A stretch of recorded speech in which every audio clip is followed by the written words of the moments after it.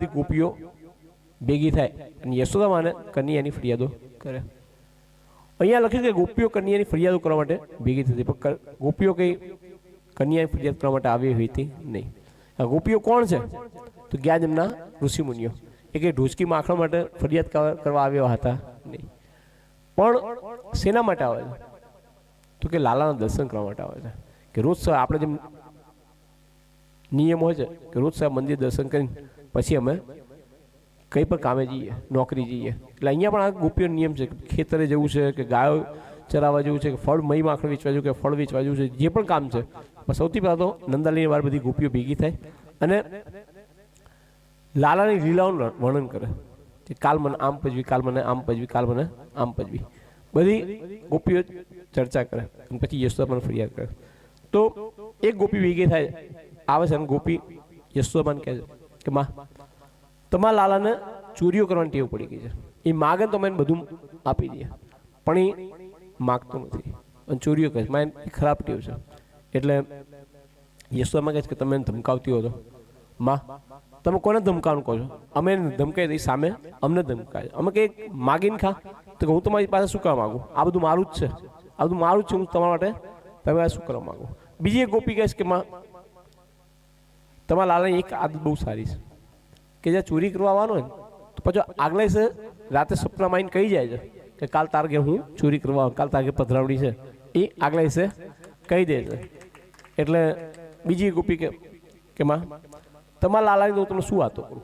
મને તો ચારે દિશામાં તમારો લાલો જ દેખાય. હું ઘરકામ કરતી હોઉં, કંઈ પણ કરતું આખો દિવસ મને લાલો દેખાય. કાલ તો માં એવું થયું ને કે મેં ચૂલો સળગાયો, એમાં અગ્નિ દેખાણો તો અગ્નિમાં મને લાલો દેખાવા માંડ્યો.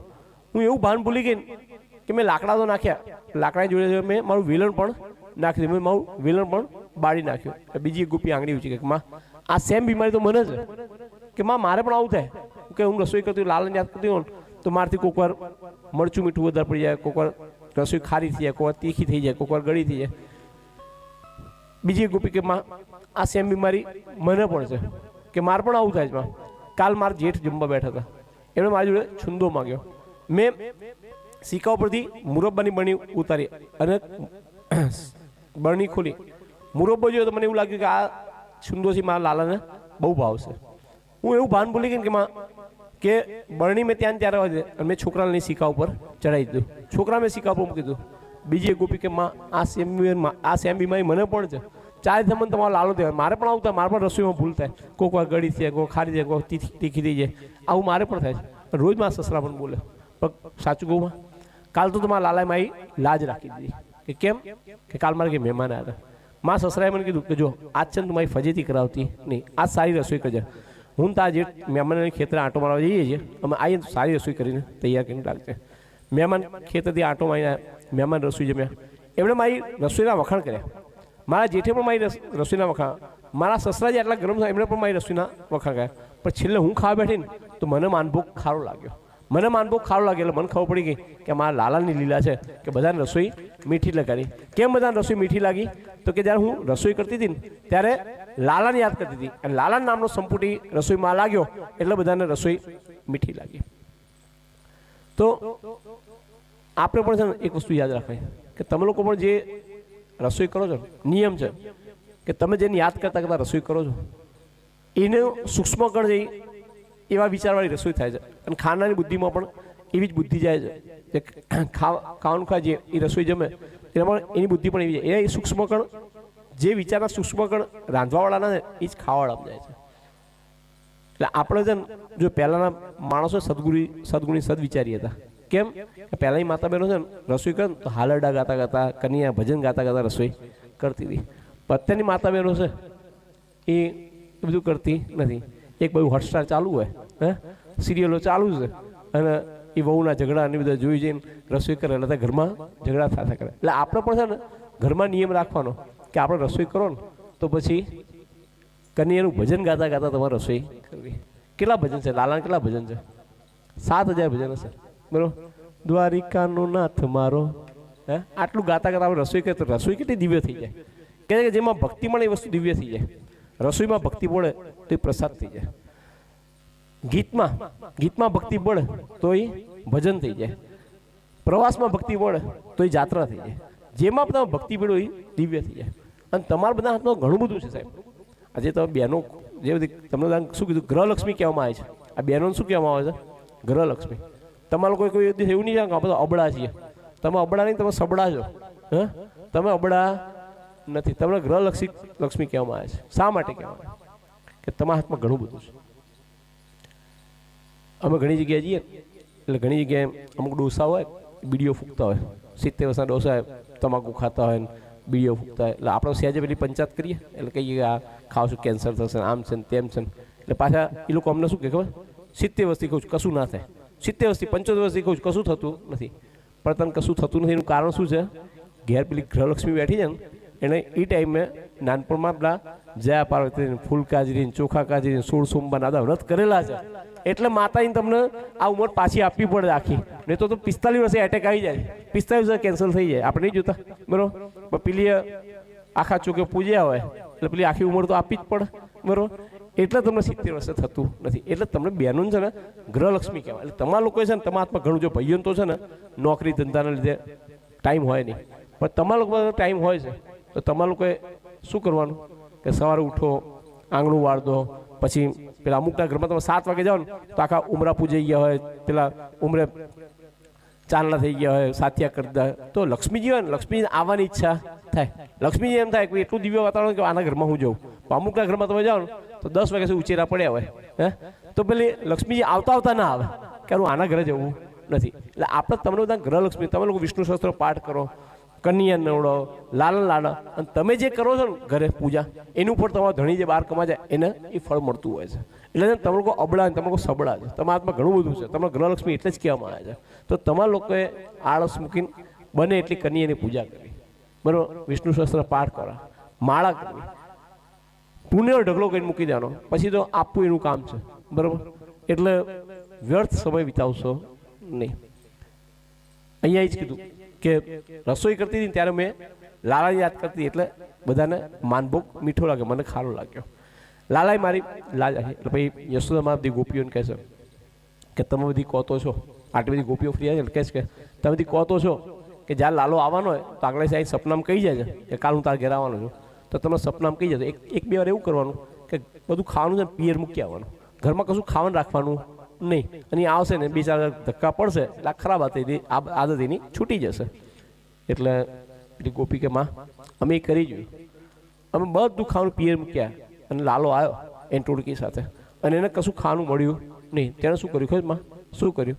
માં છોકરો ઘોડિયામાં સૂતો એને છૂટિયા પડ્યા અને પછી માં એને રોવડાય આવી તો પજવજમાં અલી તું ખાવાનું પિયર મૂક્યા, છોકરા પિયર ના મૂકવાય, ખાવાનું છોકરા 2 પિયર મૂક્યા. માં અમે એ કરી જોયું, માં અમે ખાવાનું પિયર મૂક્યા, છોકરા પિયર મૂક્યા અને લાલો એની ટોળકી સાથે આવ્યો અને પછી એને ઘરમાં કશું ખાવાનું મળ્યું નહીં. એટલે પછી બધાને કહે છે ટોળકીને કે જે ઘરમાં ભગવાન માટે કશું ના, એ તો ઘર તો કેવું કહેવાય? સ્મશાન જેવું કહેવાય. આને બગાડો, એકી બેકી કરો, ફેદો ને બધું બગાડો. એટલે પછી માં પછી આવી તો પચવીને જાય માં, હવે શું કરવું? એટલે કોઈ માં પોતાનું છોકરાને થોડું મારવાની છે. એટલે કે માર ઘેર 9 લાખ ગાયો છે અને તાર ઘેર 2 ગાય છે, હે 9 લાખ ગાય તાર ઘેર ચોરી કરવા આવતો હશે, તું જુઠ્ઠું જા જુઠ્ઠી. માં છોકરો કે ચોરી કરે નહીં અને તું કહે છે ને ચોરી કરે તો તું રંગે હાથ પકડીને લાવજે તો હું માનીશ કે મારા લાલો ચોરી કરે. બાકી હું માનું નહીં કે મારા લાલો ચોરી કરે. ખબર આ પકડાવાનું છે નહીં.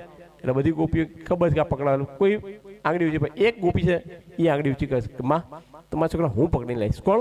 પ્રભાવતી. પ્રભાવતી કહે કે તમારા લાલાને હું પકડીને લઈશ. એને માથે બીડું લીધું અને પછી ગઈ સાંજે ઘેર જઈને આંગણામાં કંઈક શાક સુધારતી હશે, કંઈક ઘરકામ કરતી હશે, આંગણામાં બેઠી હતી અને ત્યાંથી લાલો એની ટોળકી સાથે નીકળ્યો. લાલો એની ટોળકી સાથે ત્યાં નીકળ્યો. પ્રભાતી સામું જોઈને હસતો હસતો જતો હતો. એટલે પેલી પ્રભાતી કહે શેનો મારામાં હસતો હસતો જાય છે? એટલે કહે કે કાલ તારો વારો, કાલ તારો વારો છે. એટલે પેલી સજ થઈ ગઈ, કાલ મારો વારો છે કાલ. એટલે બરોબર તૈયારી કરી લીધી. પછી મહી માખણી મટકીઓ બધી રસોડા મૂકી દીધી અને પોતે ખાટલા નીચે જઈને સંતાઈ ગઈ કે જેવો આવે ને એટલે એને પકડી પાડો. અને ટોળકી સાથે કીધા પ્રમાણે લાલો આવ્યો અને પેલી ખાટલા નીચે દોડી અને પકડવા ગઈ.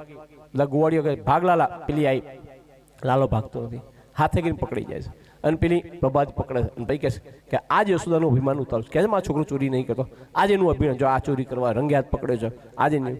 તો પાછું પેલું જે ટોળકી હતી એમાં પાછો પ્રભાતીય છોકરો છે મેમ્બર છે, સભ્ય છે, એટલે કે માં લાલો ચોરી કરવાનો હતો, મેં કીધું તું, મેં એને કીધું કે તું, મેં આમંત્રણ આપ્યું તું મારા ઘેર ખાવા આવજે, કે ના તું આજે હટી જાય, આજે યશોદાનું અભિમાન ઉતારું છે. એટલે પેલો જે પ્રભાતીય છોકરો છે ને એ પ્રભાતીને કહે છે કે માં તું આને યશોદા પાસે લઈ જાય, યશોદામાં લાલન મારશે, લાલન માર પડે તો કોઈને પૂછાય એવું છે નહીં. પ્રભાતીએ પોતે કીધું કે માર તો હું પણ લાલન ખાવા દઈશ નહીં, જ્યાં સુધી યશોદામાં ઠપકો આપશે ઠપકો આપવા દઈશ, પણ જો મારવા જશે હું પણ એનો હાથ રોકી લઈશ. સોસાયટીમાં કોમનમાં કથામાં બેઠા હોય ફ્લેટોમાં, તો માં જો આખું મંડળ છે ને, હમણાં આ માધવમાં કથા 1250 બધા પધરામણી, 50 બહેનો હતા મારી જોડે, 40-50 બહેનો પધરામણી ફરતા આમ તેમ, આખો દિવસ માં જો પધરામણી સવાર 9 લઈને રાત સુધી. તો બધા ભાઈઓ અમને કે જો મારે છે અત્યારે કઈ તમારે જો ફરફર કરે છે, નોર્મલ દિવસો નાખો દો કે અમારું પેટ દુખે છે, માથું દુખે છે, આ છે ને તે છે, અત્યારે એને કશો દુખાવો થતો નથી. એટલે કે સત્કર્મ માટે તમે ગમે એટલી પીડા બેઠો ને તો તમને કષ્ટ દુઃખ પડતું નથી. અહીંથી આપણે એમ કીધું કે ડાકોર ચાલતા જવાનું છે, હે તો પગ દુખે નહીં. એમ કીધું કે ઇન્ડિયા કોલેજ ચાલતા જવાનું છે તો પગ દુખ, તો કે ઓલા ઉબેર કરો, હે પેલા જીપડું કરો કે શટલ કરો, હે પણ અહીંથી એમ કીધું ડાકોર ચાલતો જાય, અંબાઈ ચાલતા હોય તો પગ દુખે નહીં. સત્કર્મ માટે તમે ગમે એટલું કષ્ટ પીડા થતી નથી. એટલે આ સત્કર્મ માટે પેલા છોકરાને માર પડી રડતો નથી, અને મારતી પેલી લઈને જઈ રહી. અને રસ્તામાં પાછો સસરા અહીંયા ખોખારો ખાવાનો અવાજ આવે છે, એટલે ભાઈ પાછળ વળી તો લાલો દેખાય છે, એટલે ખબર પડી જાય આ લીલા લાલ પ્રભાવતીનો લાલો છે ને સાવધાન કરે છે કે જો આજ તો છે ને મેં તારા છોકરાનો હાથ પકડાવ્યો છે, પણ બીજી વખત તેમાં કામમાં દખલઅંદાજી કરી તો તારા ધણીનો હાથ પકડી દઈશ, અને તારી એવી ફજીતી થશે કે તું કોઈ મોઢું બતાવી શકીશ નહીં. એટલે આજ તું મારા કામમાં દખલઅંદાજી કરતી નહીં. એટલે સુંદર મેં માખણ ચોરી લીલા છે.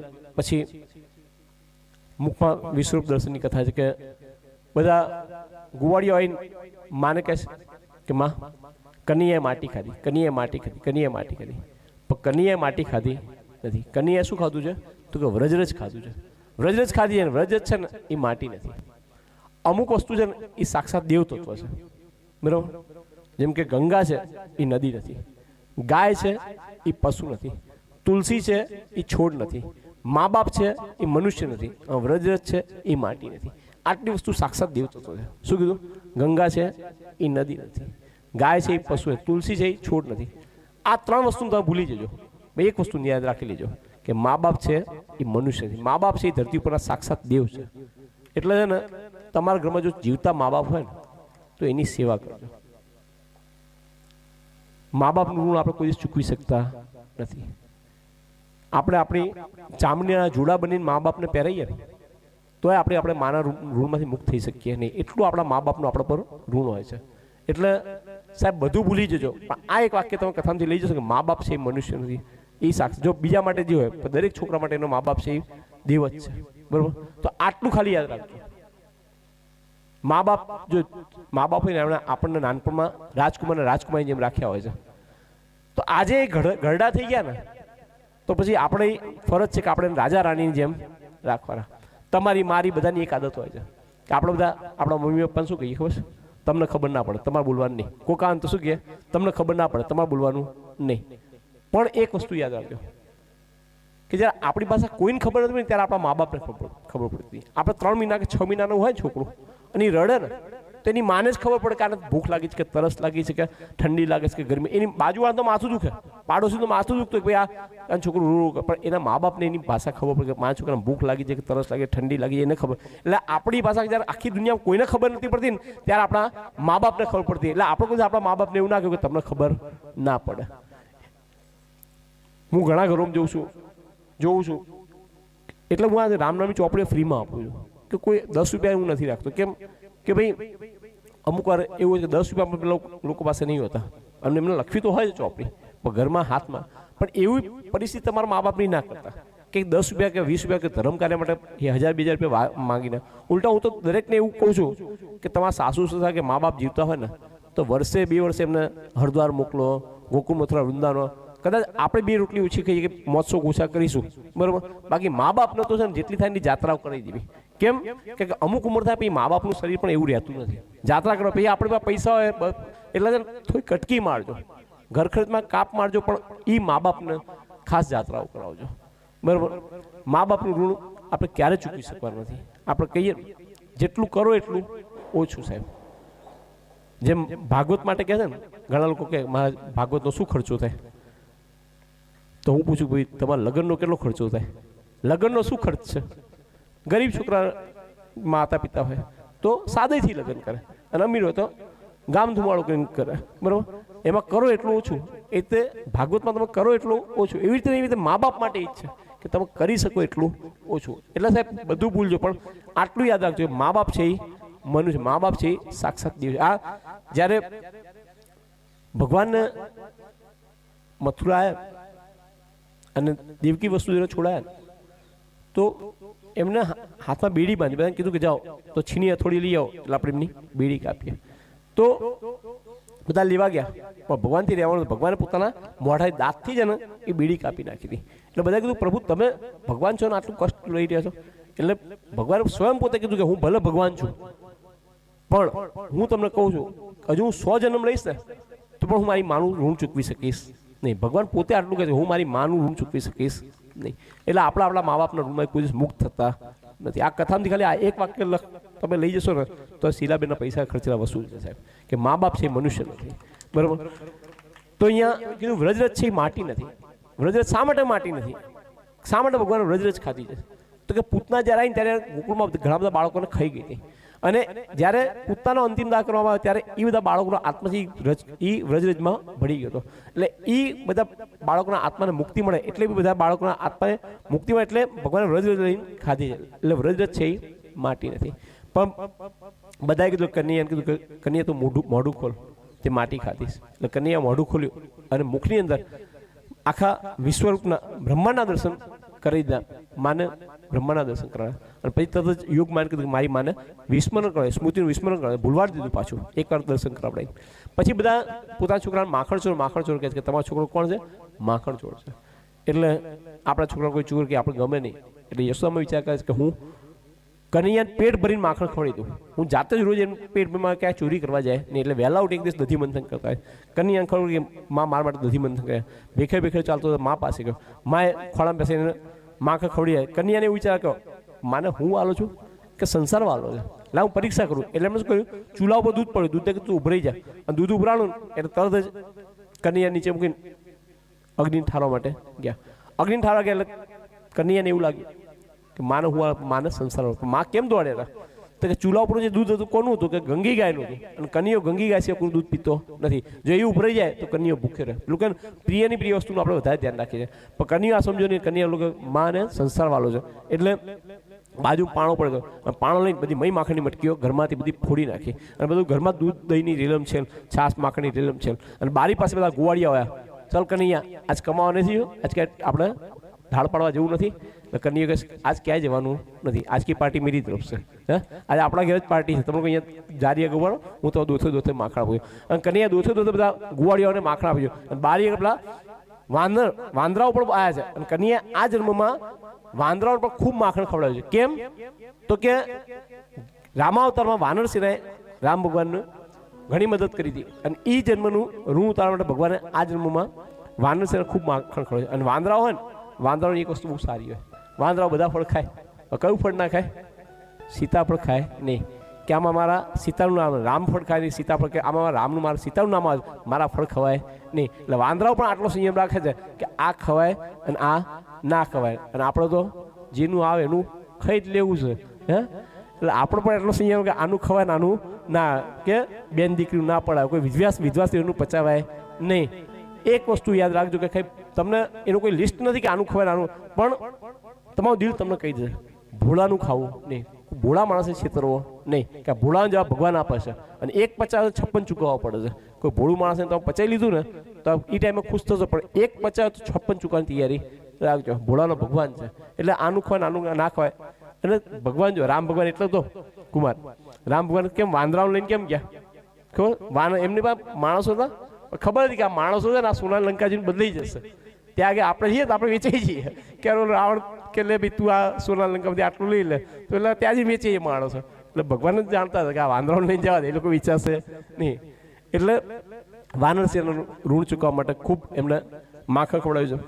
પછી આ બાજુ મહી માખણની મટકી ફોડી દીધી છે. એટલે માં આવે છે, માં જોવે છે કે બધી મહી માખણની મટકી, બધી ગોપીઓ કીધી વાત સાચી છે.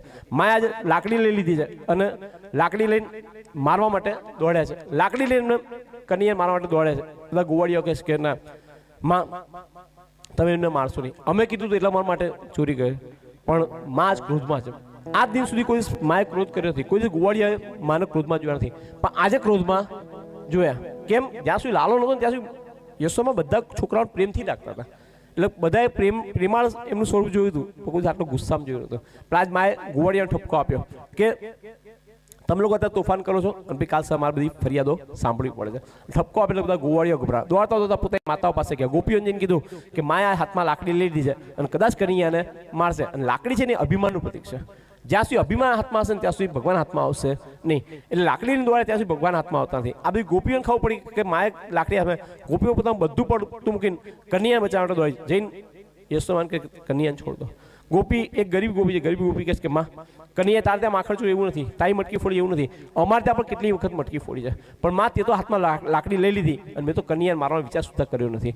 માં હું ગરીબ ગોપી છું, તું કહેતી તારી નુકસાનની ભરપાઈ હું કરી દઉં. તારી એક ગોળીના બદલામાં હું તને 5 ગોળી માખણ આપી દઉં. તું કહી દે તારી કેટલી ગોળી માખણ હોય, તું મારા કન્યાને છોડ દે. પણ આજ માં છે એ આજ ક્રોધમાં છે.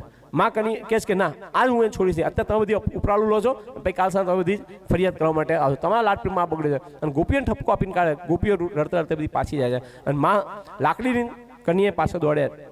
જ્યાં સુધી લાકડી હાથમાં ત્યાં સુધી કન્યાઓ હાથમાં આવતો. જેવી લાકડી મૂકી દીધી કન્યાઓ હાથે કરીને પકડી જાય છે અને માં છે ખાંડૈયા જો એક કન્યાને બાંધે છે પેટ ઉપર. પેટ એટલે ઉદર, ઉદર પર દોરડું બાંધે છે. દોરડું એટલે દામ અને ઉદર એટલે પેટ. એટલે દામોદર નામ ભગવાનનું પડ્યું. ખાંડૈયા જે બાંધીને માં ઘરકામ કરવા માટે જતા રહે.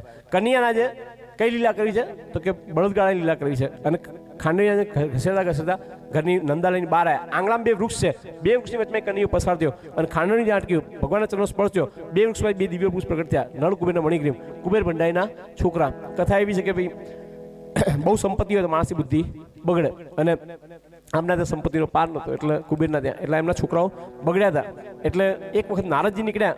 નારજી નીકળ્યા ત્યારે નળકુબેર મણિગ્રીવે નારજીની મર્યાદા ના રાખી, અપ્સરાઓ જોડે સ્નાન કરતા રહ્યા. એટલે નારજીએ કીધું કે તમારી બુદ્ધિ છે જળ જેવી જાઓ, તમે નંદાલયની બહાર ઝાડ થયો છે. એ લોકો ઝાડ ત્યાં છે અને એમનો આજે ઉદ્ધાર ભગવાને કર્યો છે. પછી આગળ કન્યાએ બાળ લીલા પૂરી થઈ અને વૃંદાવન લીલા ચાલુ થાય છે. ઉપનંદ કાકા છે. ઉપનંદ કાકા આવીને કહે છે કે જ્યારથી કન્યાઓ આવે છે ત્યારથી આપણે અહીંયા બધા અસુરો આવી રહ્યા છે, સટ્ટાસુર બધા આવે છે તૃણાવર્તને. તો આ તમે લોકો જો બધા માનતા હો ને તો અહીંયાથી નજીકમાં વૃંદાવન છે અને વૃંદાવનમાં આપણે જઈને વસવાટ કરીએ. બધા ત્યાં વૃંદાવનમાં વસવાટ કરવા જાય છે. કનૈયા ગોવાળીઓ બધા આવે છે કે બાબા અમારે વાછરડા ચરાવવા જવું છે, તમે નાના બાળકો તમને મોકલાય નહીં, તમે જો મોટો ગોવાળીઓ આવે તૈયાર હોય તો મોકલો. ઉપનંદ કાકાએ કીધું હું તૈયાર છું. ઉપનંદ કાકાની આગળ કન્યાઓ છે વત્સપાલ બને છે, વાછરડા ચરાવવા જાય. ઉપનંદ કાકા સુંદર વાંસળી વગાડે છે અને કન્યા ઉપનંદ કાકા કહે છે કે મને પણ આવી વાંસળી વગાડતા શીખવાડો. મને તો 40 વર્ષ લાગ્યા ત્યારે આટલી વાંસળી શીખી. ઉપર હું તને ઝાડ ઉપર થોડી વાંસળી બની આવું. ઝાડ ઉપર પહેલાં દેવતા એક રેડીમેડ વાંસળી મૂકી રાખી છે અને ઉતારીને આપી. કન્યા એટલી સુંદર વાંસળી વગાડી કે બધા વાછરડા ત્યાં ભેગા થઈ ગયા, ગાયો ભેગી થઈ ગઈ. એટલે ગોવાળીઓ કહે કે આ સારું કન્યા, તું આ રીતે વાંસળી વગાડે અને બધા ગોવાળીઓ ભેગા અમારે દૂર દૂર જંગલમાં શોધવા માટે જવું પડે નહીં. અને કન્યાએ વાંસળી વગાડતા શીખી છે. પછી બધા વખતમાં ત્યાં ચર્ચા થતી કે આ બે ભાઈઓ છે, બેમાં બળિયો કોણ છે તો કે કન્યો બળિયો છે, મોટો બળિયો નથી. કે નાનો છે ને એ બધા અસુરો. બલરામજી કંઈ ખાસ તાકાત લાગતી નથી. કન્યા વત્સપાલ બન્યું તો પછી હવે કન્યાને ગોપાલ બનવું છે, ગાયો ચરાવવા જેવું છે. ગાયો ચરાવવા જેવું છે એટલે સાંડી ઋષિ બોલાયા, ગોપાલ બનવાનું મુહૂર્ત કરાયો. કારતક સુદની 8મ, શુક્લ પક્ષની 8મ, ગોપાષ્ટમી જે આપણે એ દિવસે કન્યો ગોપાલ બન્યો છે. માએ કન્યાને કીધું કે કન્યા તું જાય ને કાલથી, વાછરડા બહુ દૂર જતા નહોતા પણ આ ગાયો છે ને એ જંગલમાં બહુ દૂર દૂર સુધી જતી રહેશે, એટલે તું જાય ને તો કાલથી પગમાં જોડા પહેરીને જજે. કન્યા કહે છે કે માં હું ગાયોનો નોકર છું, જો મારી ગાયો જોડા ના પહેરતી હોય તો મારાથી જોડા પહેરાય નહીં. એટલે કન્યા જ્યાં સુધી વ્રજમાં રહે છે ને ત્યાં સુધી કન્યાએ 4 પ્રતિજ્ઞાનું પાલન કર્યું છે. એક તો એને પગમાં જોડા પહેર્યા નથી. જેટલા પણ અસુરોને લીધા માર્યા ને એમને અસ્ત્ર શસ્ત્ર લીધા વગર માર્યા છે. એમના જે મિત્રો હતા એ બધા ગરીબ હતા એટલે એ લોકો પાસે સિવિલા વસ્ત્રો હતા, એટલે કન્યા પણ સિવિલા વસ્ત્ર પહેર્યા નથી અને માથાના કેસ કપાયા નથી. 4 પ્રતિજ્ઞાનું પાલન કન્યાએ કર્યું છે અને ભાઈ કન્યો ગોપાલ બન્યો છે. આ બધા ચર્ચા થાય છે. શું ચર્ચા કે ભાઈ આ બે બળીઓ કોણ છે કે નાનો છે બળીઓ, મોટામાં કંઈ તાકાત લાગતી નથી. એટલે એક વખત તાલવનમાં પેલો ધેનુકાસુર આવે છે, ગધેડાના રૂપમાં અસુર આવે છે. અને ગધેડાના રૂપમાં અસુર આવે છે એટલે બધા એમ કન્યા કહે છે કે તું પેલા ધેનુકાસુરને માર. એ એમને બોર ખાવા જવા દેતો નથી તાલવનમાં. કન્યો કે ધેનુકાસુરને હું ના મારી શકું. તો કે તું નહીં મારે કોણ મારશે? કે જેને હું ના મારી શકું ને એને મારો મોટા ભાઈ મારે. એટલે મોટા ભાઈનું માન વધાર્યું. બલરામજી કીધું તમે ધેનુકાસુરને મારો અને ફંગોળીને ફેંક્યો છે અને ધેનુકાસુરનો ઉદ્ધાર કર્યો. ધેનુકાસુરનો ઉદ્ધાર કર્યો. રાત્રે ઘરે આવ્યા, યશોદામાં બંને ભાઈઓને પીરસે છે. બલરામજીને કન્યો જમવા બેઠા હોય ત્યાં કન્યો અઠાસ્ય કરે છે, જોડી જોડી હસવા લાગે છે. જોડી જોડી હસવા લાગે છે એટલે માં પૂછે છે કે શા માટે કન્યા તું આવી તો હસી રહ્યો છે? એટલે કન્યો કહે છે કે માં આપણે ક્ષત્રિય છીએ, આપણે વાઘસી મરાય. આ મોટા ભાઈએ શું કર્યું ખબર છે કે શું કર્યું? એક ગધેડું માર નાખ્યું. હે સામે બીજો ગધેડું માર નાખ્યું. એટલે બલરામજી કહે કઈ ગધેડું નહોતું, એ તો અસુર હતો, ધેનુકાસુર હતો. અને કઈ અસુર હતો નહીં, એ સામાન્ય ગધેડો. કન્યો જાણી જોઈને મોટા ભાઈને ચીડવે છે. કેમ? કારણ કે કાલે કન્યાને કાલીય નાગદમનની લીલા કરી. મોટા ભાઈ જોડે હોય તો ધરમ કૂદવા દે નહીં. એટલે જાણી જોઈને ઉશ્કેરી કે કઈ પેલું અસુર નહોતું, સામે ગધેડું જ હતું. જો કન્યા તું આવું કે હું તારે કિટ્ટા પાડી દઈશ, હું કાલ તાર જો ચરાવવા આવીશ નહીં, તાર જે કરું કરું. ગધેડું જ હતું, અસુર હતો નહીં. જાત આવી કિટ્ટા, કાલ મારે આવવું નથી. અને ભાઈને લાવતા નથી. બીજા દિવસે ભગવાન જાય છે અને ચરાવવા જાય ત્યારે ગેડીદાર રમત ચાલુ કરે છે. ગેડીદાર રમત ચાલુ કરે છે ત્યારે દડામાં નિયમ રાખ્યો છે કે જેનાથી દડું ધરામ જાય એને દરેક પાકનો એક જ ઉપાય